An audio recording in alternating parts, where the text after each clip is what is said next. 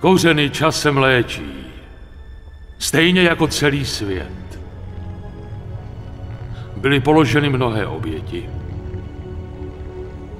Když orkové, lidé a temní elfové odložili od věků vzájemnou nenávist a sjednotili se v boji proti společnému nepříteli, stejně jako povstala příroda sama, aby se navždy zbavila stínu. A já se vrátil, abych zajistil, že ještě vůbec bude nějaká budoucnost. Abych dal světu vědět, že už žádné strážce nepotřebuje. Naděje na budoucnost dalších generací spočívala vždy v rukou smrtelníků. Teď je můj úkol splněn, takže zaujmu své místo mezi legendami minulosti.